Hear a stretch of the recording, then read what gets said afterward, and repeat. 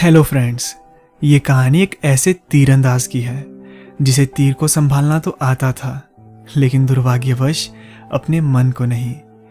एक समय की बात है, बहुत सी तीरंदाजी प्रतियोगिता जीतने के बाद एक जवान तीरंदाज को अपने कौशल पर घमंड छाने लगता है और इसी घमंड के कारण वो एक सन्यासी के पास चले जाते हैं। सन्यासी तीरंदाजी को बहुत ही अच्छे से जानते थे और सन्यासी को तीरंदाजी की वो खड़ी चुनौती देता है। प्रतियोगिता के दौरान नौजवान ने काफी उल्लेखनीय कौशल दिखाया। जब उसने अपने पहले तीर से लक्ष्य को भेदा तो उसी वक्त उसने अपने दूसरे तीर से लक्ष्य को भेदी हुई तीर के 2 हिस्से कर डाले और सन्यासी से थोड़े घमंड और ऊंचे स्वर में कहा, हे सन्यासी, बताइए, क्या आप इसकी तुलना में इससे अच्छा प्रदर्शन कर सकते हैं?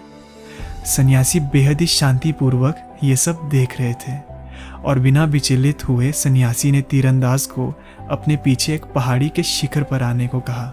सन्यासी के इन शब्दों को सुनकर नौजवान काफी हैरान हुआ और सब जानने के लिए वो सन्यासी की बात मानकर उनके पीछे उस पहाड़ी पर जा पहुंचा। वहां की खाई से पता लगाया जा सकता था कि वो दोनों काफी ऊंचाई पर आ पहुंचे थे। सन्यासी के पीछे एक बेहद ही नाजुक और अस्थिर सा पुल था। सन्यासी ने नौजवान को इशारा करते हुए कहा कि हे बालक, तुम मेरे पीछे आओ। वहां जाकर सन्यासी ने एक पेड़ को निशाने के तौर पर चुना जो कि काफी दूर था और अपने तीर से उस निशाने को बड़े ही सहजता से भेदा।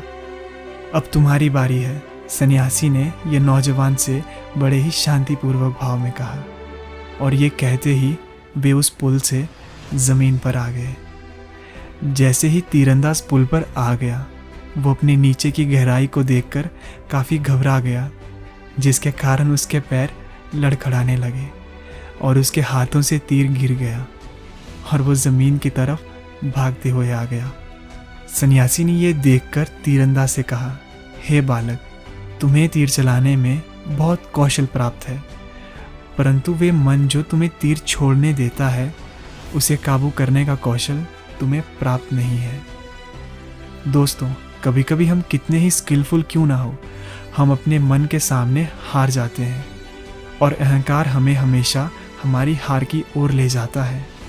आप कितने भी स्किलफुल क्यों ना हो, कोई ना कोई आपकी जगह ज़रूर लेगा, इसलिए हमेशा नम्र होकर रहें। जीवन में ऐसा भी वक्त आएगा जब आपकी स्किल्स नहीं बल्कि आपका मनोबल निश्चित करेगा कि आप यहाँ हारोगे या जीतोगे।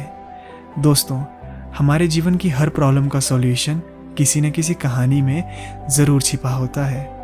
तो ऐसी ही कहानियाँ सुनने के लिए story of enlightenment YouTube channel को ज़रूर सब्सक्राइब करें और अपने दोस्तों के साथ इस कहानी को ज़रूर शेयर करें।